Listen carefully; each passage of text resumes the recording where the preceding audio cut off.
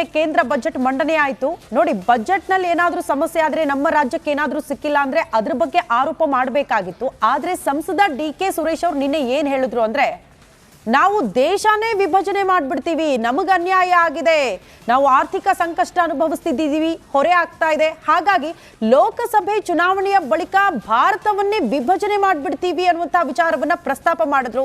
ದೊಡ್ಡ ಮಟ್ಟದ ಆಕ್ರೋಶಕ್ಕೆ ಕಾರಣ ಆಗಿದೆ ಸಂಸದ ಡಿ.ಕೆ. ಸುರೇಶ್ ಅವರ ಹೇಳಿಕೆ.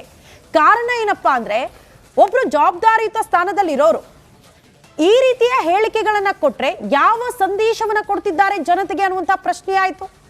ಇವರೇ ಮನಸ್ಸುಗಳನ್ನ ಒಡೆಯುವ ಪ್ರಯತ್ನಕ್ಕೆ ಮುಂದಾಗ್ತಿದ್ದಾರಾ ಕಾಂಗ್ರೆಸ್ ನಾಯಕರು ಅನ್ನುವಂಥ ಆರೋಪ ಆಯಿತು. ಬಿಜೆಪಿ ನಾಯಕರು ಅದನ್ನೇ ಅಸ್ತ್ರ ಮಾಡಿಕೊಂಡ್ರು, ಆಕ್ರೋಶ ವ್ಯಕ್ತಪಡಿಸಿದ್ರು. ವಾಗ್ಮಿ ಚಕ್ರವರ್ತಿ ಸೂಲಿಬೆಲೆ ಅವರು ಕೂಡ ಇದೇ ವಿಚಾರವನ್ನ ಪ್ರಸ್ತಾಪ ಮಾಡಿದ್ರು.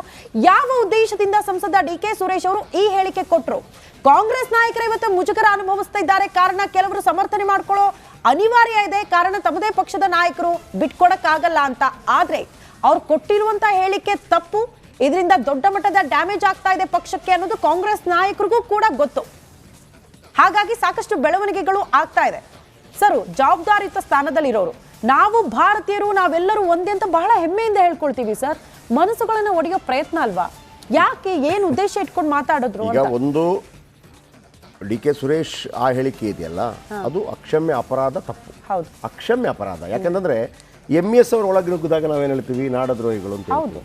ಹಾಗಂತ ಮಹಾರಾಷ್ಟ್ರದ ಮೇಲೆ ಕೋಪ ಅಲ್ಲ, ನಮ್ಮ ಏನು ಅಸ್ತಿತ್ವ ಅಸ್ಮಿತೆ ಇದೆ ಅದಕ್ಕೆ ಧಕ್ಕೆ ಮಾಡಬೇಡಿ ನೀವು ಅಂತ ಅದನ್ನು ಕೇಳ್ತಾ ಇರುವಂಥದ್ದು.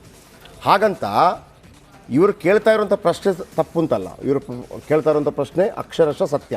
ಹಾಗಂತ BJP ಆ ಬರಬೇಕಾಗಿರುವಂಥ ದುಡ್ಡು ವಿಚಾರದಲ್ಲಿ ಹೌದು ಅದನ್ನು ಕೇಳಬೇಕು ಅಂತಲೂ ಹೇಳೋದಿಲ್ಲ. ಹೇಗೆ ಡಿ.ಕೆ. ಸುರೇಶ್ ಅವರು ಹೇಳಿದ್ದು ಅಕ್ಷಮ್ಯ ಅಪರಾಧವೋ ದೇಶ ಒಡೆಯುವಂಥ ವಿಚಾರ, ನಮಗೆ ಬರಬೇಕಾದ ದುಡ್ಡಿನ ಬಗ್ಗೆ 25 MP ಕೇಳದೇ ಇರೋದು ಕೂಡ ಅಕ್ಷಮ್ಯ ಅಪರಾಧ. ಆದರೆ ಇದು ದೊಡ್ಡ ಅಪರಾಧ ಡಿ.ಕೆ. ಸುರೇಶ್. ಯಾಕೆ ಅಂತಂದ್ರೆ ನಾವು ಅದೇ ಹೇಳಿದ್ವಲ್ವಾ, ಪ್ರತ್ಯೇಕ ಉತ್ತರ ಕರ್ನಾಟಕ ಬೇಕು ಅಂತ ಹೇಳಿದಾಗ ನಾವು ಅವರನ್ನು ನಾಡದ್ರೋಹಿಗಳು ಅಂತ ಕರಿತೀವಿ. ಆಯ್ತಾ? ಇಲ್ಲಿ ಇವರು ಈಗ ಹೇಳ್ತಿದ್ದಾರಲ್ವಾ, ನಿಜ 14 ನಾನು ಆವಾಗ ಹೇಳಿದೆ 14ನೇ ಹಣಕಾಸು ಆಯೋಗ ಮತ್ತು 15ನೇ ಹಣಕಾಸು ಆಯೋಗದಲ್ಲಿ ಆದಂಥ ಬದಲಾವಣೆಯಿಂದಾಗಿ ನಮಗೆ 1% ಬರಬೇಕಾದಂಥ 1% ಟೋಟಲ್ ದುಡ್ಡಲ್ಲಿ 4 ಲಕ್ಷ ಕೋಟಿಯಲ್ಲಿ 1% ಕಡಿಮೆ ಬರ್ತಾ ಇದೆ ಅಂತ ಹೇಳಿ. ಹಾಗಂತ ಇದು BJP ಬಂದ ನಂತರ ಆಯ್ತು ಅಂತಲ್ಲ, ಈ ಹಿಂದೆ ಕೂಡ ಹಾಗೆ ಆಗ್ತಾ ಇತ್ತು. ನಾವು ಕೊಟ್ಟಂತ ದುಡ್ಡು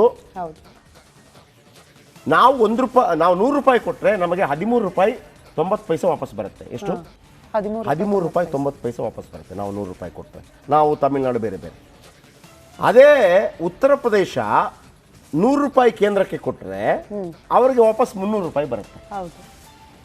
ವಾಪಸ್ ₹300 ಬರುತ್ತೆ. ಬಿಹಾರ ₹100 ಕೇಂದ್ರಕ್ಕೆ ಕೊಟ್ಟರೆ ಅವರಿಗೆ ವಾಪಸ್ ₹900 ಬರುತ್ತೆ. ಹಾಗಂತ ಅದು ಪ್ರಕ್ರಿಯೆನೇ ಹಾಗೆ. ನಾನು ನಿನ್ನೆ ಕೂಡ ಹೇಳಿದ್ದೆ, ಇಡೀ ಕರ್ನಾಟಕದಲ್ಲಿ ಅತಿ ಹೆಚ್ಚು ತೆರಿಗೆ ಸಂಗ್ರಹ ಆಗೋದು ಬೆಂಗಳೂರಿನಲ್ಲಿ.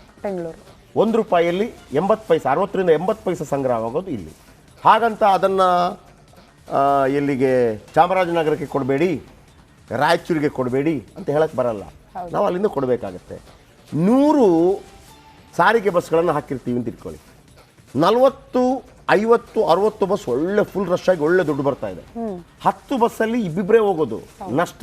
ಹಾಗಂತ ರೀ ಅಲ್ಲಿ ನಷ್ಟ ಬರ್ತಾ ಇದೆ ಆ ಬಸ್ಸನ್ನು ಹಾಕಬೇಡಿ ಅಂತ ಹೇಳೋಕ್ಕಾಗಲ್ಲ. ನೀವು ಅಲ್ಲಿ ಸರ್ವಿಸ್ ಕೊಡಲೇಬೇಕು. ಇಲ್ಲಿ ಬಂದಿರುವಂಥ ದುಡ್ಡನ್ನು ತೆಗೆದು ಅಲ್ಲಿಗೆ ಹಾಕಬೇಕು. ಹಾಗೇನೆ ಒಕ್ಕೂಟ ವ್ಯವಸ್ಥೆ ಅಂತಂದರೆ ಹಾಗೇನೆ. ಕಾಂಗ್ರೆಸ್ ಗೌರ್ಮೆಂಟ್ ಇದ್ದಾಗ 70 ವರ್ಷದ ಹಿಂದೆ 70 ವರ್ಷಗಳ ಕಾಲ ಕೂಡ ಇಲ್ಲಿಂದ ಹೋದಂಥ ದುಡ್ಡು ಬಡ ರಾಜ್ಯಗಳಿಗೆ ಹೋಗ್ತಾ ಇತ್ತು. ಆದರೆ ನೀವು ಆಗಿರುವಂಥ ತಪ್ಪು 14ನೇ ಹಣಕಾಸು ಆಯೋಗ ಮತ್ತು 15ನೇ ಹಣಕಾಸು ಆಯೋಗದಲ್ಲಿ ಏನು ಬದಲಾವಣೆಗಳನ್ನು ಕೇಂದ್ರ ಸರ್ಕಾರ ಮಾಡುತ್ತೋ ನೀವು ಅದನ್ನು ಮನವರಿಕೆ ಮಾಡಿಕೊಡ್ಬೇಕಾಗಿತ್ತು. ಇಲ್ಲ ಸರ್, ನಮಗೆ ಹಿಂಗೆ ಮಾಡೋಕ್ಕಾಗಲ್ಲ, ನಮಗಿದು ಇಷ್ಟು ಬೇಕೇ ಬೇಕು ಮತ್ತೊಂದು ಅಂತೇಳಿ ನೀವು 25 MP ಅಥವಾ 28 MP ನೇತೃತ್ವ ವಹಿಸ್ಕೊಂಡು ಹೋಗಬೇಕಾಗಿತ್ತು.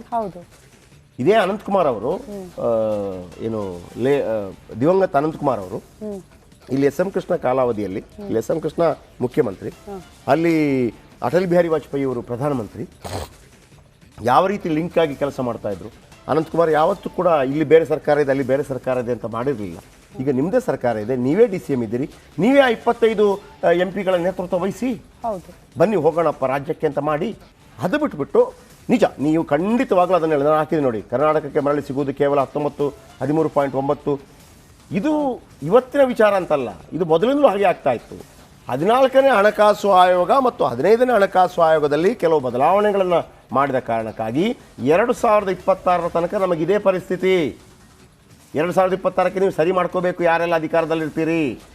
ಆದರೆ ಅದಕ್ಕೆ ಬೇಕಾಗಿ ನಾವು ರಾಷ್ಟ್ರ ಮಾಡ್ತೀವಿ, ಪ್ರತ್ಯೇಕ ರಾಷ್ಟ್ರ ಮಾಡ್ತೀವಿ. ಈ ಹಿಂದೆ ಪೆರಿಯಾರ್, ತಮಿಳುನಾಡಿನ ಪೆರಿಯಾರ್, ದ್ರಾವಿಡ ಚಳವಳಿಯ ನಾಯಕ ಪೆರಿಯಾರ್ ಅವರು ಇದೇ ಮಾತನ್ನು ಹೇಳಿದರು, ನಾವು ಪ್ರತ್ಯೇಕ ದಕ್ಷಿಣ ರಾಷ್ಟ್ರ ಮಾಡ್ತೀವಿ ಅಂತೇಳಿ. ಆಗ ಜವಾಹರಲಾಲ್ ನೆಹರು ಅವರು ಅದನ್ನು ಭಾಳ ದೊಡ್ಡ ಮಟ್ಟದಲ್ಲಿ ಖಂಡಿಸಿದರು. ಇದೇ ಕಾಂಗ್ರೆಸ್ ನಾಯಕ ಜವಾಹರಲಾಲ್ ನೆಹರು, ಗ್ರೇಟ್ ಜವಾಹರಲಾಲ್ ನೆಹರು, ಅವರು ಖಂಡನೆ ಮಾಡಿದರು ಪ್ರತ್ಯೇಕ ರಾಷ್ಟ್ರದ ಬಗ್ಗೆ ಮಾತಾಡಬಾರ್ದು ಅಂತೇಳಿ. ಇವತ್ತು ಅದೇ ಪಕ್ಷದ ನಾಯಕ ಹೇಳ್ತಿದ್ದಾರೆ ನಮಗೆ ಪ್ರತ್ಯೇಕ ರಾಷ್ಟ್ರ ಬೇಕು ಅಂತೇಳಿ. ಪ್ರತ್ಯೇಕ ರಾಷ್ಟ್ರದ ಬಗ್ಗೆ ಕೇಳೋದು, ಪ್ರತ್ಯೇಕ ರಾಜ್ಯದ ಬಗ್ಗೆ ಕೇಳೋದು ಅದು ನಾಡದ್ರೋಹದ ಕೆಲಸವೇ. ಹಾಗಂತ ಪ್ರತ್ಯೇಕ ಜಿಲ್ಲೆ ಆಗೋದು, ಪ್ರತ್ಯೇಕ ರಾಜ್ಯ ಆಗೋದು ಅಭಿವೃದ್ಧಿಗೆ ಪೂರಕವಾಗಿ. ಉತ್ತರಾಖಂಡ್ ಮೊದಲಿರಲಿಲ್ಲ, ಜಾರ್ಖಂಡ್ ಮೊದಲಿರಲಿಲ್ಲ, ತೆಲಂಗಾಣ ಮೊದಲಿರಲಿಲ್ಲ, ಎಲ್ಲವೂ ಆಗೋಯ್ತು. ಇದು ಅಕ್ಷಮ್ಯ ಅಪರಾಧ ಆಗತ್ತೆ. ಆದರೆ ಒಂದಂತೂ ನಿಜ, ಹಾಗಂತ BJP ಇದರ ಬಗ್ಗೆ ಕೇವಲ ರಾಷ್ಟ್ರ ವಿಭಜನೆ ಬಗ್ಗೆ ಮಾತಾಡಿದ್ರು ಅಂತ ಅಂದ್ಬಿಟ್ಟು ರಾಜ್ಯಕ್ಕಾಗಿರುವಂಥ ಅನ್ಯಾಯದ ಬಗ್ಗೆ ಮಾತನಾಡದೇ ಇರೋದು ಕೂಡ ಅಪರಾಧ. ಆದರೆ ಆ ಎರಡು ಅಪರಾಧಗಳ ಪೈಕಿ DK ಸುರೇಶ್ ಅವರು ಹೇಳಿದಂಥ ಹೇಳಿಕೆ ಅದು ದೊಡ್ಡ ಅಪರಾಧ. ಕರೆಕ್ಟ್, ಕೇಳೋ ರೀತಿ ಸರಿಯಾಗಿರ್ಬೇಕಿತ್ತು. ಎಸ್, ಹಾಗಾದ್ರೆ ಕಾಂಗ್ರೆಸ್ ನಾಯಕರು ಏನ್ ರಿಯಾಕ್ಟ್ ಮಾಡಿದ್ರು ಬನ್ನಿ ನೋಡ್ಕೊಂಡು ಬರೋಣ. ಕೇಂದ್ರ ಬಜೆಟ್ ಸಂಬಂಧಪಟ್ಟಂತೆ ಅನುದಾನ ಸರಿಯಾಗಿ ಸಿಕ್ಕಿಲ್ಲ ಅನ್ನೋದು ಒಂದು ಆರೋಪ ಬಂದಿರೋ, ಸರಿ ಏನು ಹೇಳ್ತೀವಿ ಸರ್? ಕರ್ನಾಟಕ ರಾಜ್ಯಕ್ಕೆ ಕೊಟ್ಟಿಲ್ಲ ಸರ್. ಒಂದು ಮಾತು ಹೇಳಿ, ಬಡವರ ಬಗ್ಗೆ ಬಜೆಟ್ನೊಳಗೆ ಮಾಡೋದಿಲ್ಲ BJP ಅವರು.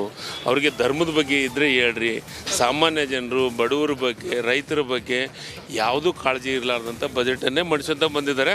ಜನರನ್ನ ಇಲ್ಲಿವರೆಗಾದರೂ ಹಂಗೆ ಮುಂತುಳ್ಕೊಂತ ಹೊರಟಿದ್ದಾರೆ. DK ಸುರೇಶ್ ಇದನ್ನ ಹೇಳಿದ್ದು, ನಮ್ಮ ಕರ್ನಾಟಕದಿಂದ ಅದರಲ್ಲೂ ಸೌತ್ ಇಂಡಿಯಾದಿಂದ ಸಿಕ್ಕಾಪಟ್ಟೆ ಟ್ಯಾಕ್ಸ್ ಹೋಗುತ್ತೆ, ಅದು ಈಗ ಕೊಡ್ತಾ ಇಲ್ಲ ಅಂದ್ರೆ ಪ್ರತ್ಯೇಕ ರಾಷ್ಟ್ರ ಮಾಡಬೇಕಾಗುತ್ತೆ ಅಂತ ಕೇಳಿರುವಂಥ. ಸರ್, ನಿಶ್ಚಿತವಾಗ್ಲೂ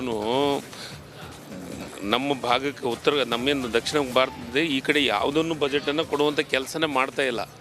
ಹೀಗಾಗಿ ನಾವು ಟ್ಯಾಕ್ಸ್ ಕಟ್ಟೋದು ಜಾಸ್ತಿ, ಆದರೆ ಎಲ್ಲೋ ಒಂದು ಕಡೆ ಅದನ್ನು ಲೋಕಸಭಾ ಚುನಾವಣೆಗೆ ಅದನ್ನು ತೋರಿಸುವಂಥ ಕೆಲಸ ಜನರು ಮಾಡ್ತಾರೆ. ಪ್ರತ್ಯೇಕ ರಾಷ್ಟ್ರ ಅಂತಾರೆ ಸರ್ ಯಾಕಂದ್ರೆ DK ಸುರೇಶ್ ಹೇಳಿದಕ್ಕೆ ನೀವು ಏನು ಹೇಳ್ತೀರಿ ಸರ್?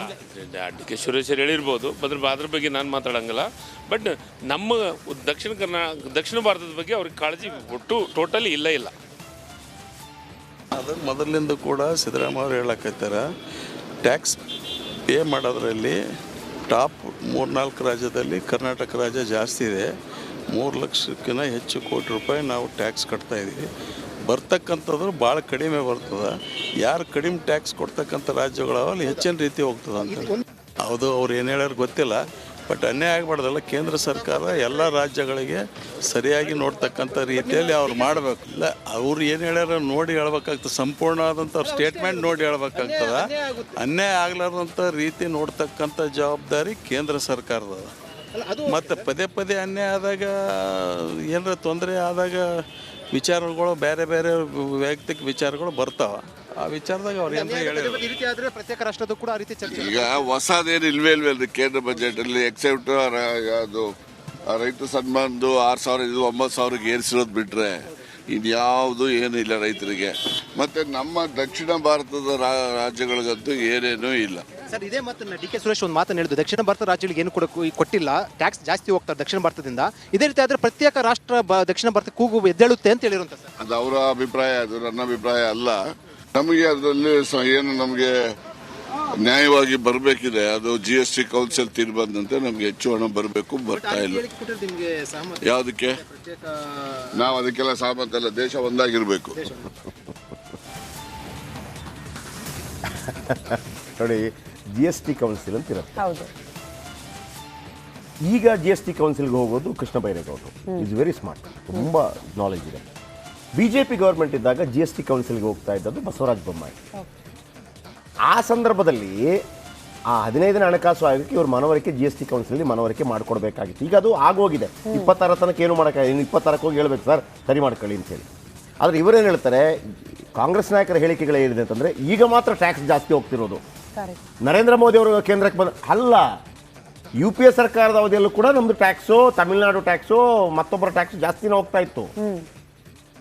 ಅದು ನಿಯಮ ಅದು. ಆದರೆ ಇನ್ನೊಂದು ವಿಚಾರ ಗೊತ್ತಾ ನಿಮಗೆ, ನಾವು ತಮಿಳ್ನಾಡು ಬಗ್ಗೆ ಮಾತಾಡ್ತೀವಲ್ಲ, ಏನು ರೀ ತಮಿಳರು ಮತ್ತೊಂದು ಅಂತೇಳಿ, ಇಡೀ ರಾಷ್ಟ್ರದಲ್ಲಿ ಹೈಯೆಸ್ಟ್ ಇಂಡಸ್ಟ್ರಿ ಇರೋದು ಎಲ್ಲಿ ಗೊತ್ತಾ? ತಮಿಳ್ನಾಡಲ್ಲಿ 38,000 ಇಂಡಸ್ಟ್ರಿ ಇದೆ. ಆ ನಂತರ ಮಹಾರಾಷ್ಟ್ರ, ಆ ನಂತರ ಗುಜರಾತ್, ಆ ನಂತರ ಕರ್ನಾಟಕ ನಂಬರ್ 1. ನಂಬರ್ 2, ಅತಿ ಹೆಚ್ಚು GST ಕಟ್ಟೋದು ಯಾರು ಗೊತ್ತಾ ಇಡೀ ದೇಶದಲ್ಲಿ? ಈಗ ಅತಿ ಹೆಚ್ಚು ಇಂಡಸ್ಟ್ರಿ ಇರೋದು ತಮಿಳ್ನಾಡಲ್ಲಿ, ಅಂದರೆ ಅತಿ ಹೆಚ್ಚು GST ಕಟ್ಟೋದು ಮಹಾರಾಷ್ಟ್ರ. ಅಂದರೆ ಬೇರೆ ಬೇರೆ ರೀತಿಯ ಸೆಕೆಂಡ್ ಕರ್ನಾಟಕ. ಆದರೆ ಸೆಕೆಂಡ್ಗೆ ನಿಮಗೆ ಅಜಗಜಾಂತರ ವ್ಯತ್ಯಾಸ ಇದೆ. ನಾನು ಇದರ ಬಗ್ಗೆ ಒಂದು ಸ್ಟೋರಿ ಮಾಡಿದ್ದೆ. ಅವರು 34,000 ಕೋಟಿ ಪ್ರತಿ ತಿಂಗಳು ಕಟ್ತಾರೆ. ನಮ್ಮ ಶಕ್ತಿ ಎಷ್ಟಿದೆ ಗೊತ್ತಾ? 20,000 ಕೋಟಿ ಕಟ್ಟುವಷ್ಟು ಶಕ್ತಿ ಇದೆ, ಆದರೆ ನಾವು ಕಟ್ತಾ ಇರೋದು 11,000 ಕೋಟಿ. ಯಾಕಂದರೆ ಅದನ್ನು ಅನೇಕ ಕಮರ್ಷಿಯಲ್ ಟ್ಯಾಕ್ಸ್ ಆಫೀಸರು ತಿಂದು ಮೇಯ್ತಾರೆ. ನೀವು ಒಂದು ದಿನದಲ್ಲಿ ಕರ್ನಾಟಕದಲ್ಲಿ 100 kg ಪಾನ್ ಪರಾಗ್ ತಿಂತಾರಂತ. 100 kg ಅಲ್ಲ, ಎಷ್ಟು ವಿಪರೀತ. ಅದಕ್ಕೆ 28% GST ಇದೆ. 100 ಕೋಟಿ ಸಂಗ್ರಹ ಆದರೆ 28 ಕೋಟಿ ಕೇಂದ್ರಕ್ಕೆ ಹೋಗಬೇಕು, ಅಂದರೆ GST ಹೋಗಬೇಕು. ಆ GST ಹೋಗದಂಗೆ ತಡೆದು ಆ 28 ಕೋಟಿಯನ್ನೇ ಲಪಟಾಯಿಸುವಂಥ ಒಂದು ಸ್ಟೋರಿ ನಾವು ಮಾಡಿದ್ವಿ. ಆ ಸಂದರ್ಭದಲ್ಲಿ ಕಮರ್ಷಿಯಲ್ ಡಿಪಾರ್ಟ್ಮೆಂಟ್ನ 400 ಅಧಿಕಾರಿಗಳನ್ನು ವರ್ಗಾವಣೆ ಮಾಡಿತ್ತು ಸರ್ಕಾರ ಬೊಮ್ಮಾಯಿಯವರ ಕಾಲಾವಧಿಯಲ್ಲಿ. ಈಗಲೂ ಅದೇ ಹೇಳ್ತಿರೋದು. ಬಿ ಜೆ ಪಿಯವರು ಕೂಡ ಮಾತನಾಡಿದ್ದಾರೆ. ಮತ್ತೊಮ್ಮೆ ಹೇಳ್ತಾ ಇದ್ದೀನಿ ಶ್ರುತಿ, ಇದು ಅಕ್ಷಮ್ಯ ಅಪರಾಧ ಇವರು ಹೇಳಿರುವಂಥದ್ದು. ಹಾಗಂತ ರಾಜ್ಯಕ್ಕೆ ಅನ್ಯಾಯವಾಗ್ತಾ ಇರೋದು ಕೂಡ ನಿಜಾನೇ. ಹಾಗಂತ ಕೇವಲ BJP ಅವಧಿಯಲ್ಲಿ ಮಾತ್ರ ಅಲ್ಲ ಅನ್ಯಾಯವಾಗ್ತಾ ಇರೋದು, ಕಾಂಗ್ರೆಸ್ ಅವಧಿಯಲ್ಲೂ ಕೂಡ ಅನ್ಯಾಯವಾಗ್ತಾ ಇದೆ. ಈ ಎಲ್ಲ ನಾಯಕರು ನಮ್ಮ ಕಿವಿ ಮೇಲೆ ಹೂ ಇಡ್ತಾ ಇದ್ದಾರೆ ಅಷ್ಟೇ. BJP ಏನು ರಿಯಾಕ್ಷನ್ ಕೊಟ್ಟಿದೆ ಕೇಳ್ಕೊಳ್ಳಿ. DK ಸುರೇಶ್ ಅವರು ಒಬ್ಬರು ಸಂಸದರಿದ್ದಾರೆ, ಜವಾಬ್ದಾರಿತ ಸ್ಥಾನದಲ್ಲಿದ್ದವರು ಭಾಳ ಅವರ ಜವಾಬ್ದಾರಿನ ಅರಿತು ಮಾತನಾಡಬೇಕಾಗ್ತದೆ. ರಾಜ್ಯ ಸರ್ಕಾರ ಇವತ್ತು ಸಂಸದರು ಈ ರೀತಿ ಹೇಳಿಕೆಯನ್ನು ಕೊಟ್ಟಿರ್ತಕ್ಕಂಥದ್ದು ನಿಜವಾಗ್ಲೂ ಕೂಡ ಖಂಡನೀಯ. ಯಾವುದೇ ಒಬ್ಬ ಜನಪ್ರತಿನಿಧಿಗಳು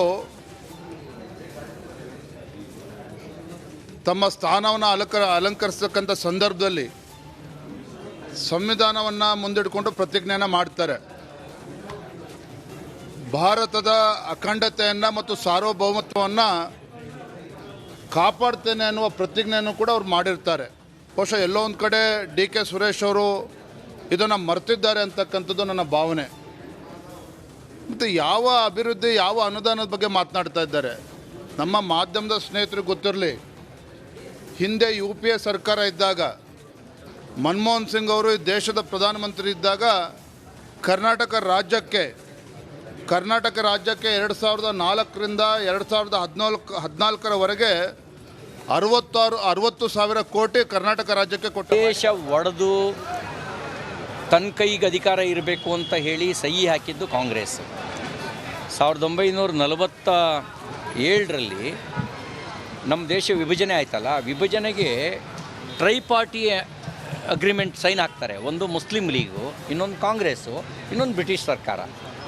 ಅವತ್ತು ದೇಶ ಒಡೆದಂಥ